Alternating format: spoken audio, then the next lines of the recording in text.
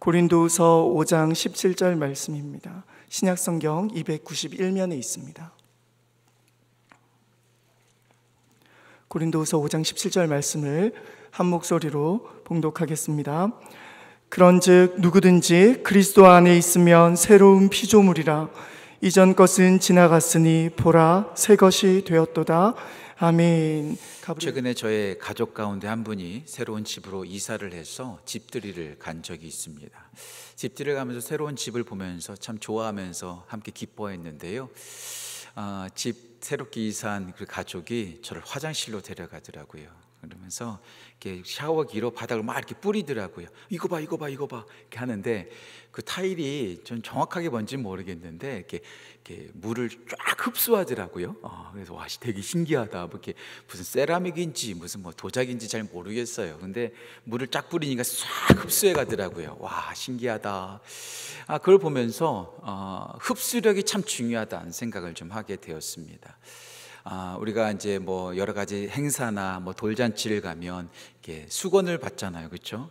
이렇게 새로운 수건을 가지고 닦으면 잘 흡수가 안 되잖아요, 불편해지잖아요. 그래서 이렇게 수건을 세탁을 하면 그 안에 있었던 이물질들, 코팅되어 있던 것들이 쫙 빠져나가면서 그제서야 비로소 수건의 역할을 할 수 있다고 하는 얘기를 제가 들은 적이 있습니다. 수건도 흡수력이 중요하고 타일도 흡수력이 중요하다라는 것. 모든 것을 쫙 빨아들여야 되겠죠. 그 중에 하나가 약이겠죠. 제가 뭐 약 전문가도 아니고 여기 약사도 계시고 또 의사 선생님들도 계시기 때문에 제가 함부로 말하지는 않겠지만 약을 언제 먹느냐, 무엇과 먹느냐, 어떤 음식과 먹느냐가 참 중요하다고 하잖아요. 식 전에 먹느냐, 식 먹는 도중에 먹느냐, 아니면 식후에 먹느냐. 전 잘 모르겠습니다. 어떤 목사님께서 같이 식사하는데 밥 먹는 중간에 비타민을 주시더라고요. 밥 먹으면서 비타민 먹어야지 이게 바깥으로 나가지 않고 흡수된다고. 그렇죠. 약도 그냥 빠져나가는 것이 아니라 쫙 흡수하는 게 참 중요하죠. 배움에도 마찬가지입니다. 그냥 배우는 것이 아니라 선생님께서 가르쳐 주시는 것, 또 책에서 나오는 것을 쫙 빨아들이는 것, 영어로 말하면 teachable하다, 항상 배우는 자세가 되어 있다라는 말로 되어 있는데 그냥 보는 것이 아니라 쫙 빨아들이는 것이 중요하죠. 전 무엇보다도 또 다른 얘기긴 하지만 우리가 신앙생활할 때 우리의 마음이 열리고 하나님의 말씀을 흡수하는 마음밭이 되는 것이 참 중요하다고 저는 생각합니다. 아니, 제가 생각하는 것이 아니라 우리 예수님께서 말씀하셨죠. 마태복음 13장 씨 뿌리는 자의 비유를 통해서 길가와 같은 마음이 있고 돌짝밭과 같은 마음이 있고 가시떨기가 있는 마음이 있기도 하고 또 좋은 땅이 있다고 말씀하죠. 딱딱한 길가, 뭔가 가득 있는 돌짝밭과 가시밭이 있는 곳에서는요, 하나님의 말씀이 뿌리를 내리지 못하고 열매를 맺지 못하는데 좋은 땅에 뿌리움 받은 그 씨가 30배, 60배, 100배의 결실을 맺는 것처럼 우리의 마음밭도 그 하나님의 말씀을 쫙 빨아들이는 좋은 밭과 같아야 된다는 거죠. 그래서 호세아서에 나와 있는 말씀처럼 묵은 땅을 기경해야 될 것이고, 에스겔서 36장 26절에 나오는 말씀처럼 우리의 마음이 부드러운 마음이 되어서 하나님의 말씀을 쫙 빨아들일 때 우리의 마음과 우리의 믿음이 계속해서 자라갈 수 있는 거죠. 말씀을 흡수하고 약을 흡수하고 수분을 흡수하는 거 참 중요합니다. 그런데 사람을 흡수하는 것은 참 어렵더라고요. 물론 아무나 만나서는 안 됩니다. 지난번 금요예배 시간에 제가 우리 학생들에게 말씀을 함께 나누었죠. 아무나 사귀면 안 된다고. 악한 동물을 사귀면 행실이 더러워지는 것이고, 좋은 친구를 만나면 사람이 사람의 얼굴을 빛나게 만들 수도 있다는 것. 아무나 만나면 안 되겠지요. 하지만 우리가 사람을 차별하거나 사람을 적대시 여기면 안 된다는 것. 무엇보다도 왜 그럴까? 우리 예수님께서 누구든지 만나 주셨기 때문에 그렇습니다. 마태복음 11장 28절과 29절 말씀, 수고하고 무거운 짐진 자들아 다. 저 여기서 이 다라는 한 가지의 단어가 참 마음에 울림이 있어요. 수고하고 무거운 짐진 자들만 오는 것이 아니라 수고하고 무거운 짐진 자들뿐만 아니라 모든 사람 다 내게로 오라, 내가 너희를 쉬게 하리라. 우리 예수님은 누구든지 만나 주셨습니다. 요한복음 3장에서 늦은 밤에 찾아온 그 랍비, 그 니고데모도 우리 예수님께서 만나주셨어요. 바리새인들을 주님께서 그렇게 많이 경고하시고 그들을 향해서 꾸짖으셨지만 찾아온 바리새인 그 니고데모를 박대하지 않으셨다라는 거죠. 요한복음 4장에서 그 우물가에 있었던 그 수많은 사람들에게 버림받았던 사마리아 여인을 만나 주셨던 것을 볼 수가 있습니다. 부정하다고 여기던 나병 환자들, 옛날에 문둥병자라고 말했죠. 그런 사람들도 우리 주님께서 만나 주셨습니다. 우리 주님은요, 차별하지 않으셨습니다. 모든 사람들을 만나 주시고 그들을 품어 주시고 안으로 끌어당기셔서 흡수하셨다라는 거죠. 그리고 그 흡수하는 가장 절정이 어디였는가? 바로 십자가였습니다. 십자가에서 우리 예수님은 특정한 사람들만을 위해서 죽으신 것이 아니라 모든 인류, 어떤 사람이든 상관없이 차별 없이 모든 사람들을 흡수하시고 안으로 끌어당겨 가까이 해 주셨다라는 것. 그 십자가에서 우리는 모든 사람들을 품으시는 예수님의 사랑을 배울 수 있습니다. 자, 그렇다면 우리 예수님께서 십자가에서 어떤 사람들을 품어주시고 그들을 안으로 흡수하셨을까요? 오늘도 시간이 허락되는 대로 세 가지로 말씀을 나누고자 합니다. 첫 번째, 우리 예수님께서 원수에게로 가까이 그들을 품어주셨던 것을 볼 수가 있습니다. 십자가는요, 참 끔찍한 장소입니다. 참 처절한 장소입니다. 예배당 앞에 우리는 십자가가 있죠. 우리 많은 여성분들이 십자가 목걸이를 하죠. 어디 가나 십자가가 그려져 있고 어디 가나 십자가가 달려 있는 것이 우리 그리스도인의 삶입니다. 그렇다고 해서 십자가가 참 예쁘고 멋지고 환상적인 것은 절대로 아닙니다. 십자가는요, 사형 장소예요. 오늘날로 말하면 이렇게 좀 이렇지만 목 따라 하는 그런 이상한 것들이 있잖아요. 끔찍한 것들이 있잖아요. 단두대화 같은 거 있잖아요. 그렇게 끔찍하고 바라보기도 생각하기도 싫은 것이 바로 2000년 전의 십자가였습니다.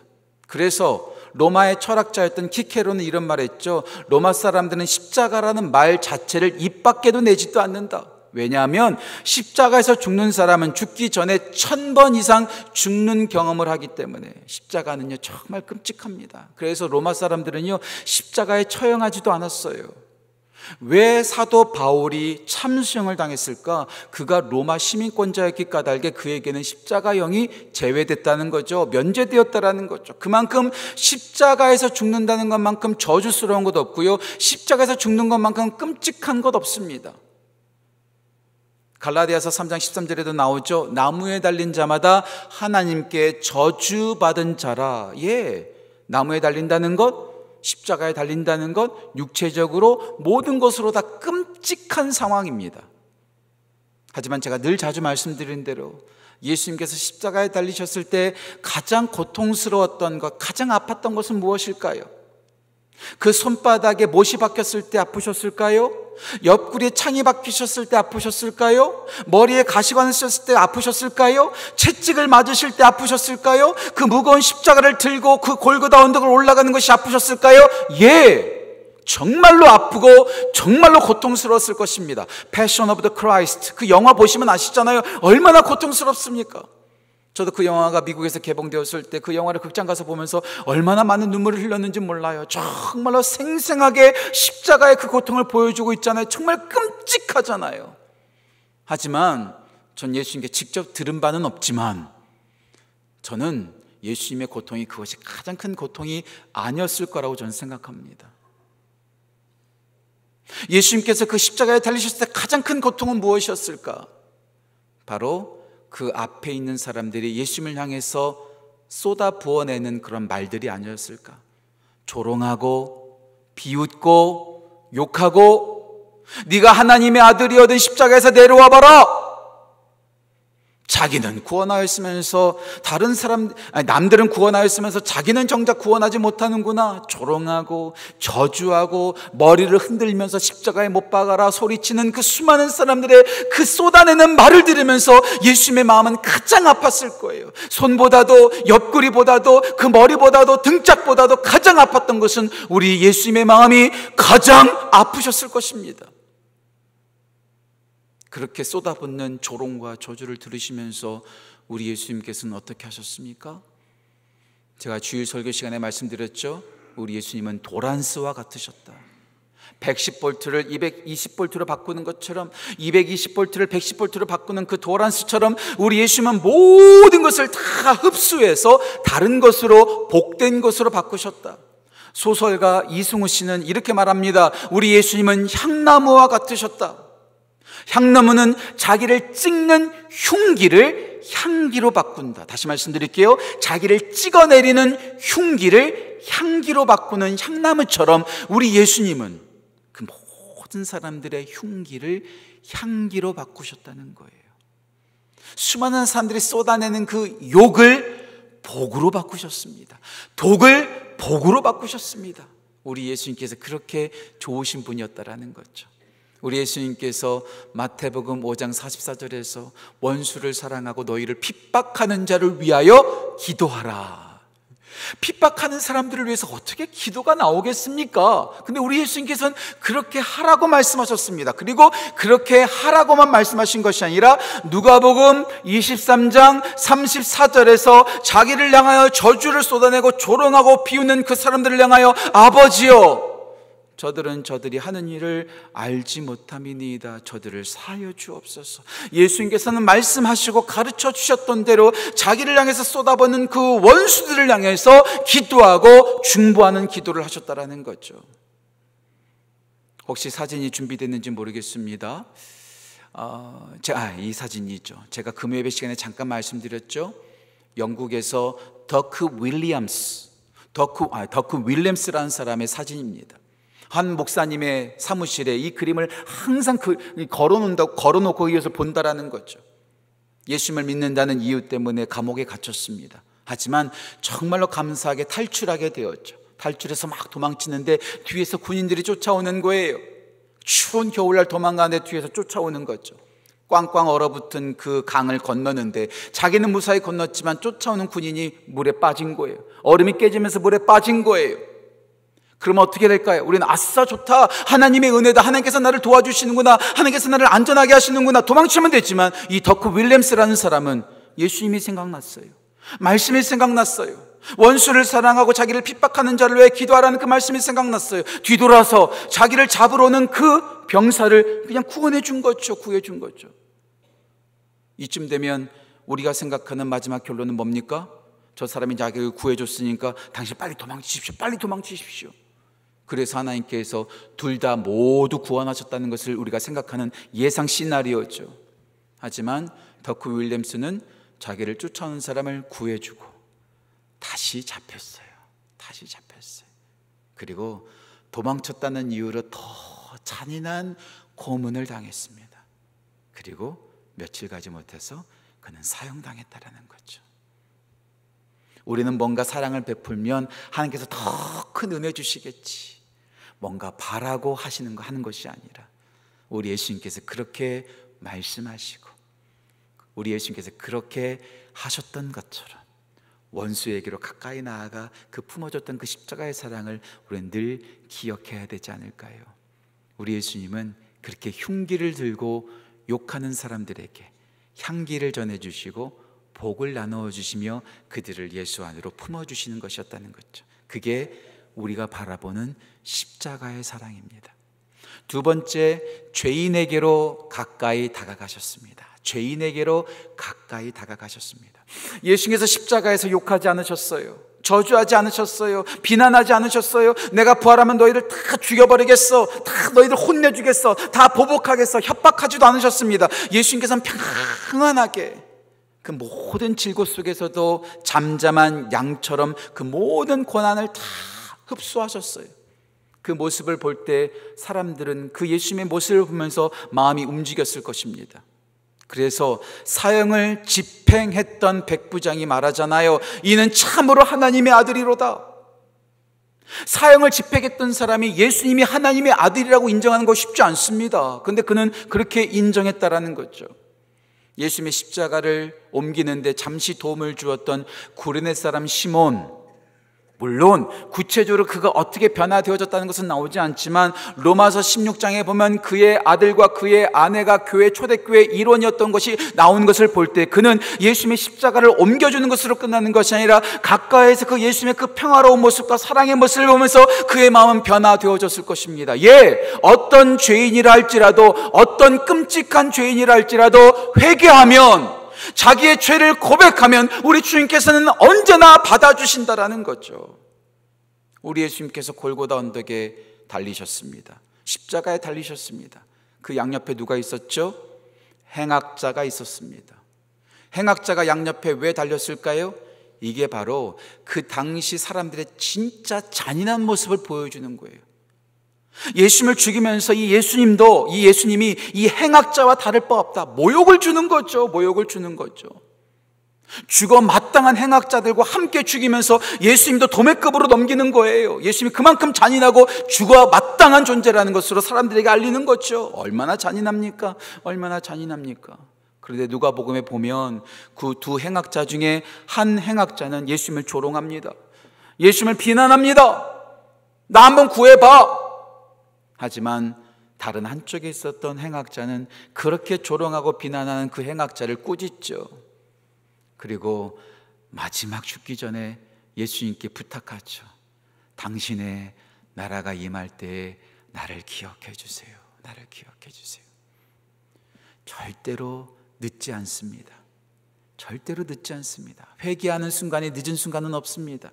주님께서 기회 주실 때 주님께 고백하기만 하면 내가 잘못했습니다. 나를 기억해 주세요. 나를 붙잡아 주세요. 나를 불쌍히 여겨 주세요. 그렇게 죽기 바로 직전에 있었던 그 행악자, 사형당하는 것이 마땅한 행악자, 정말 얼마나 수많은 많은 잘못된 일을 저질렀을까요? 그런 그에게 우리 예수님께서 말씀하시죠.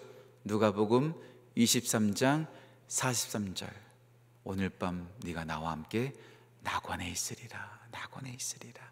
회개하면 어떤 끔찍한 죄인이라 할지라도 주님께서 구원해 주시는 거예요. 제가 좋아하는 작가가 이런 말 했습니다.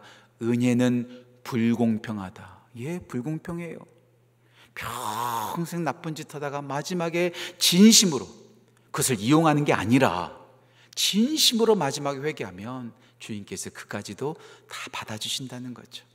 오늘 함께 나누었던 본문 말씀처럼 누구든지 그리스도 안에 있으면, 누구든지 어떤 죄인이든지 어떤 행악자든지 어떤 끔찍한 자라든지 누구든지 우리 주님께서 품어주시고 흡수해 주신다는 거죠.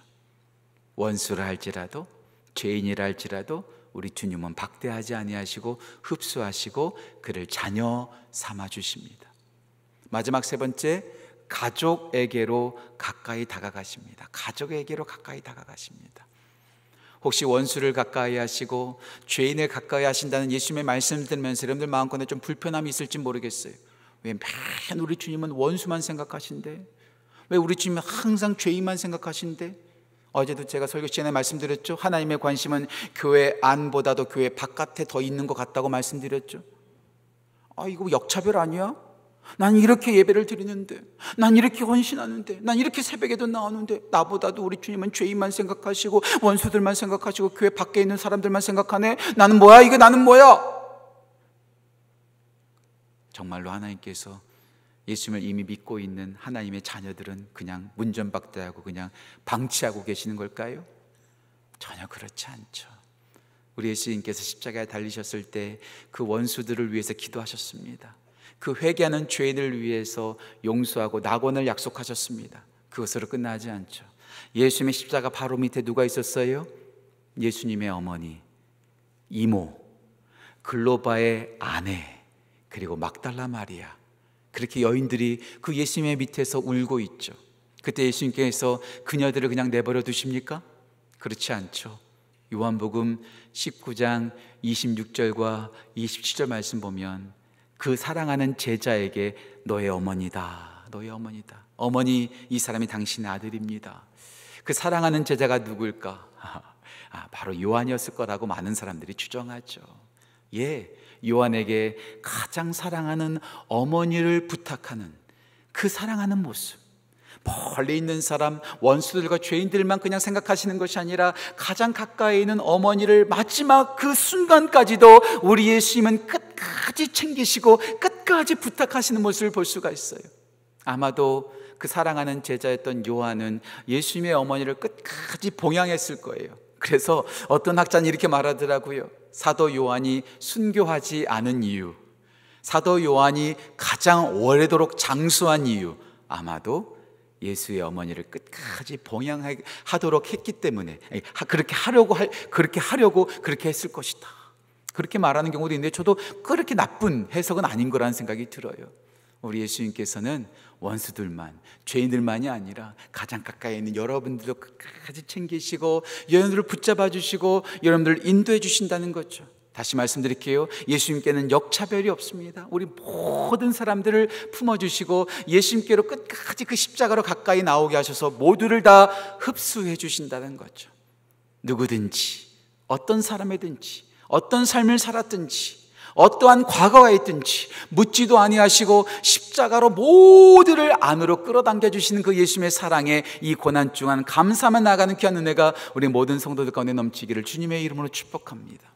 하지만 하나만 더 말씀을 드릴게요. 예수님께서 그렇게 모두를 흡수해 주시고 모두를 끌어안으셨다는 것에 대해서 감사하는 것으로 끝나는 것이 아니라 우리 교회도, 저를 포함하여 우리 모두도 사람을 차별하지 않고 모두를 끌어안아주는, 모두를 품어주는 그런 교회, 그런 그리스도인이 되기를 간절히 소망하는 마음이 우리 가운데 있었으면 좋겠어요. 저의 부끄러운 고백인데요, 미국에서 목회할 때, 미국 동부에서 목회하니까요, 가끔 가다가 한국에서 주재원으로, 특파원으로 오시는 분들도 있고요, 또 워싱턴 DC에 제가 살고 있으니까 여러 사람들이 다 찾아옵니다. 그런데요, 제가 사역하다 보니까 저의 정말로 좀 부끄러운 모습이 저한테 드러나더라고요. 교회 성도들이 이제 새로운 신자들이 찾아오잖아요. 그럼 대개 다 예수님 잘 믿는 분들이 많이 옵니다. 왜냐하면 이민이 오거나 유학 오니까요. 그런데요, 뭐 하다 오셨어요? 직업이 뭐예요? 이렇게 물어볼 때요, 제가요, 하버드 대학교 나왔다고 말하면은요, 삼성 다니다가 왔다고 말하면은요, 제 자세가 달라지더라고요. 삼성 다니다 오셨어요? 하버드 대학교 다니다 오셨어요? 그런데 그렇지 않은 사람이 올 때는요, 제가요, 밍숭맹숭 대답할 때가 있더라고요. 아, 그러시는구나. 예. 제가 저 자신을 보면서 참 냄새나고 참 부끄럽더라고요. 사람을 학교로 차별하고 직장으로 차별하고 어떻게 사느냐로 차별하는 이 목사의 모습, 저도 그럴진데 우리 모두가 그렇지 않겠습니까? 우리 예수님은 모두를 품어주셨는데 우리는 돈이 있는 사람, 힘이 있는 사람, 똑똑한 사람, 잘 나가는 사람만 골라서 품어주고 있는 것은 아닐까요? 마지막 하나 이야기만 하고 말씀을 마칠게요. 제가 자주 드렸던 말씀입니다. 필립 얀시가 나의 고민 나의 사랑 교회라는 책에서 나오는 얘기 있죠. 시카고에 친구가 목회하고 있었는데 그 사람이 항상 어려운 사람들을 도와주었다고 하죠. 조심스럽지만 몸 파는 여인을 만났다고 하죠. 몸 파는 여인, 가진 것이 없고 하루 벌어 하루 살아가는 그런 비참한 여인, 그 여인에게 그 친구 목사님이 이렇게 말했다고 하잖아요. 교회 한번 찾아가 보세요. 그렇게 비참하다면, 그렇게 어렵다면, 그렇게 괴롭다면 교회 한번 찾아가세요. 교회 찾아가세요. 교회가 당신을 도와줄 거예요. 교회가 당신을 섬겨줄 거예요. 그렇게 친구 목사가 그 여인에게 그렇게 말했다고 하죠. 그때 그 말을 들었던 그 여인이 고개를 숙이면서 이렇게 말했다고 하죠. 저보러 교회 가라고요? 안 그래도 비참해 죽겠는데 교회 가라고요?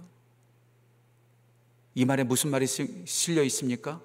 교회 가면 몸 파는 여인이라고 저를 비난할 거예요. 저를 차별할 거예요. 저를 문전박대할 거예요. 이게 그냥 하는 말일까요? 경험에서 비롯된 말은 아닐까요? 우리 모두가 차별하는 것이 아니라, 원수라고 죄인이라고 가족이라고 차별하는 것이 아니라, 예수님께서 누구든지 다 십자가에서 품어주시고 그들을 구원하셨던 것처럼 우리도 누군가 차별하는 것이 아니라 모든 이들을 품어주고 그를 섬겨주고 그들을 위해서 기도해주고 그들에게 예수 그리스도의 사랑을 나누어주는 십자가의 사랑을 받은 것으로 끝나지 않고 누구든지 품어주시는 그 십자가의 사랑을 전달하고 나누어 주는 이 고난주간을 보내는 우리 모든 성도 되시기를 주님의 이름으로 축복합니다. 기도하겠습니다. 하나님 아버지, 감사합니다. 우리 모두에게 은혜를 더하셔서 십자가의 사랑으로 우리 모두를 품어주심에 감사합니다. 우리 모두는 각자 다릅니다. 살아온 인생도 다르고 우리가 저질렀던 죄도 다르고 모든 것들이 다 다르지만 예수 그리스도의 십자가에서 우리 모두는 다 한결같이 흡수되었고 그 사랑 가운데 예수님의 자녀가 되었음을 이 시간 고백합니다. 그 사랑을 받은 것처럼 그 사랑을 실천하여 모두를 품어주고 모두를 섬기고 모두에게 예수 그리스도의 십자가의 사랑을 전하는 우리 모두 될 수 있도록 주여 인도하여 주옵소서. 십자가의 사랑에 감사하고 그 십자가의 사랑을 나누는 이 고난주간 우리 모두 될 수 있도록 인도하여 주옵소서. 감사드리며 귀하신 예수님의 이름으로 기도합니다. 아멘.